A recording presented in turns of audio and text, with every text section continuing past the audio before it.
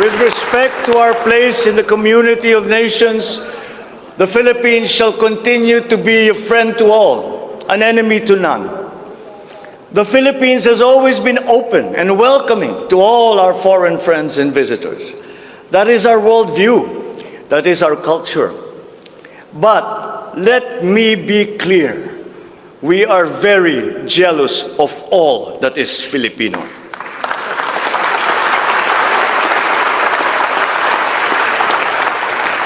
We will be a good neighbor, always looking for ways to collaborate and cooperate with the end goal of mutually beneficial outcomes.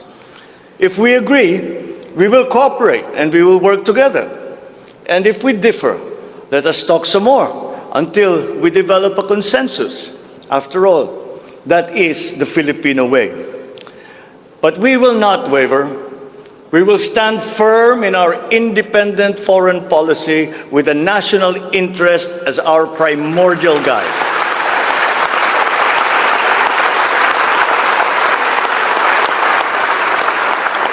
We commit to maintaining good relations with the rest of the world. As a matter of fact, it is my sincere belief that the need for strong bonds and collaboration among nations emerges in the direst of times, such as in a pandemic. The partnerships and alliances that we make with all will provide stability that all nations will need as we emerge into this new global economy.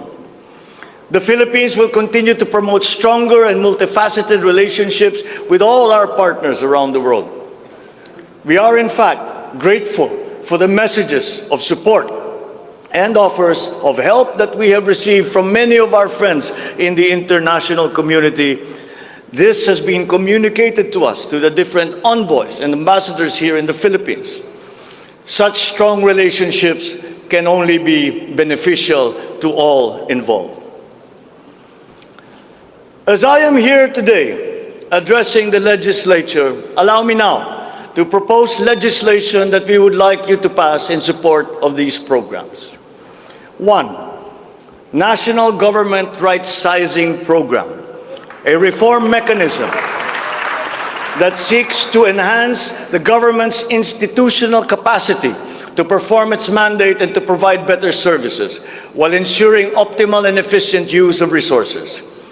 Compared to previous government reorganization efforts, the NGRP will entail a comprehensive strategic review of the functions, operations, organization, system, and processes of the different agencies, and massive and transformational initiatives in agencies concerned, such as mergers, consolidations, splitting, transfer, and even the abolition of some offices.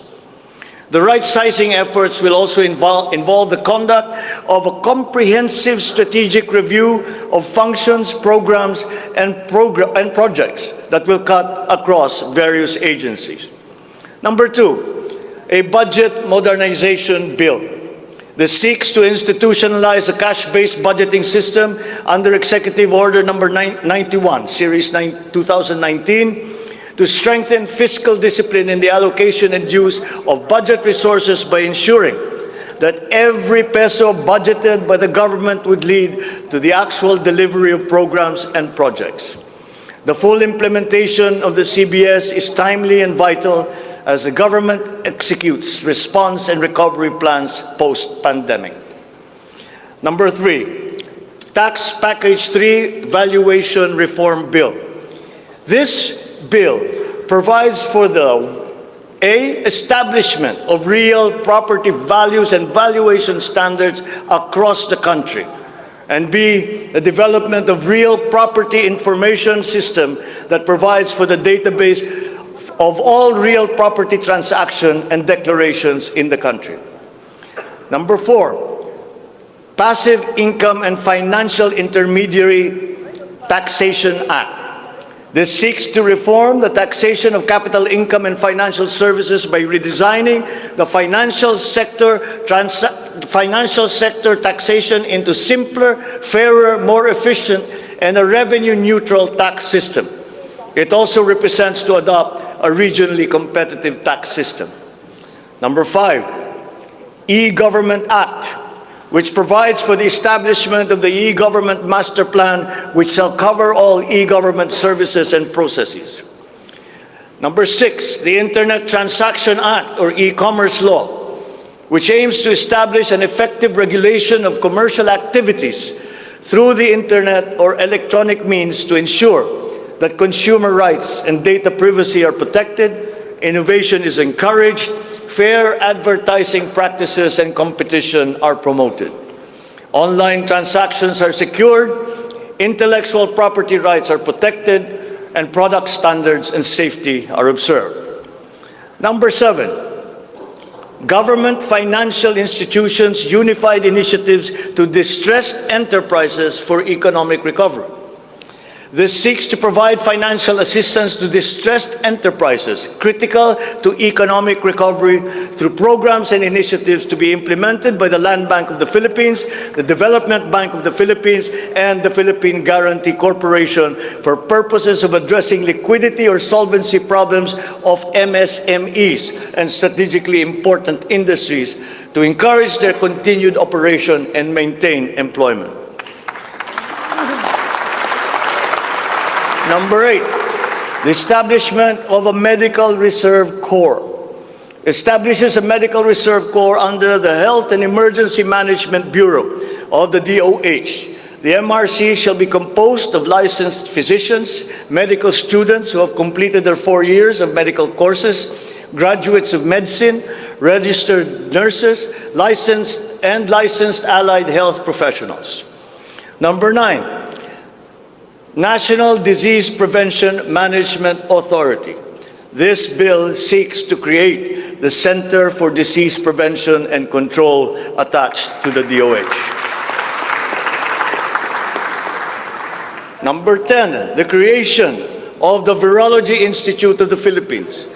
This will create the Virology Science and Technology Institute of the Philippines as an attached agency of the DOST. All offices and units under the DOST with functions related to virology shall now be transferred to the Virology Institute of the Philippines. Number 11, the Department of Water Resources. This seeks to create the Department of Water Resources and adopts the integrated water resource management as the strategic framework for national water management, policy making, and planning. Number 12, Unified System of Separation, Retirement, and Pension. This grants a monthly disability pension in lieu of disability benefits provided under existing laws for military and uniformed personnel retired by reasons of disability. Number 13, the E-Governance Act. It promotes the use of internet, and other ICT to provide opportunities for citizens. Number 14, the National Land Use Act.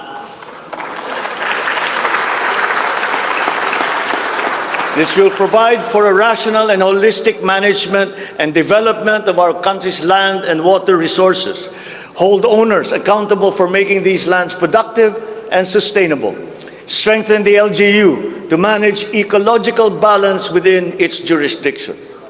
It also provides for land use and physical planning framework as a mechanism in determining policies and principles to implement this legislative measure. Number 15, the National Defense Act.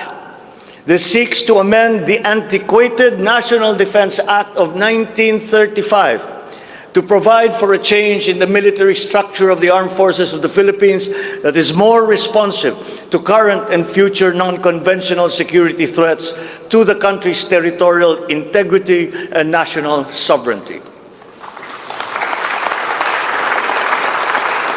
Number 16, Mandatory Reserve Officers Training Corps and National Service Training Program.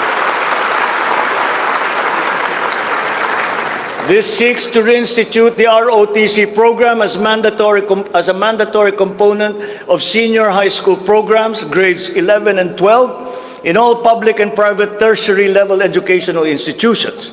The aim is to motivate, train, organize, and mobilize students for national defense preparedness, including disaster preparedness, and capacity building for risk-related situations.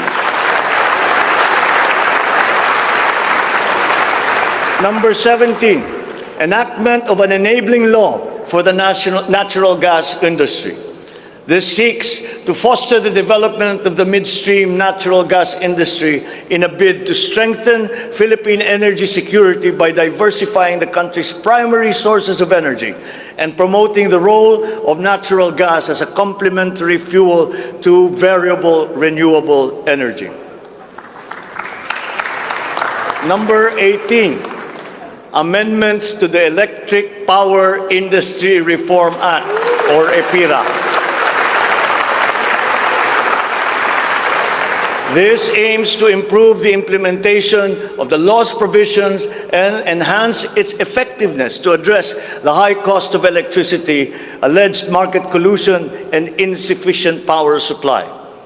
The bill seeks to restructure the Energy Regulation Commission to foster accountability and improve the Commission's government system that would ensure consumer protection and in enhancing competitive operation of the electricity market.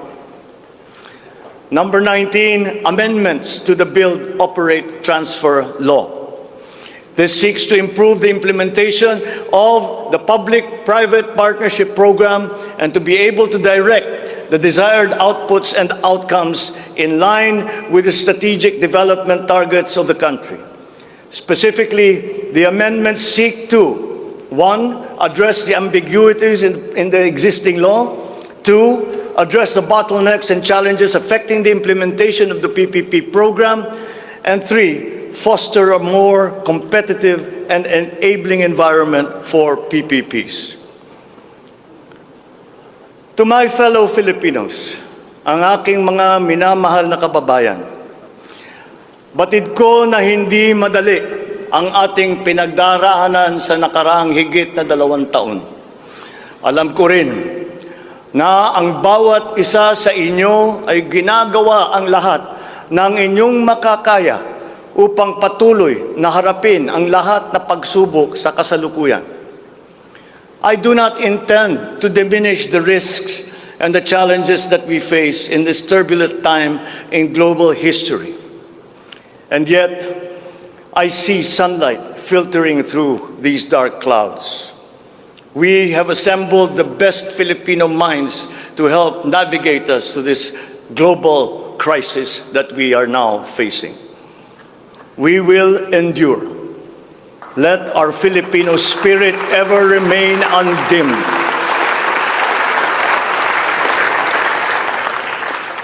I know this in my mind. I know it in my heart. I know it in my very soul. The state of the nation is sound. Thank you and good afternoon. Marami pong salamat sa inyong lahat.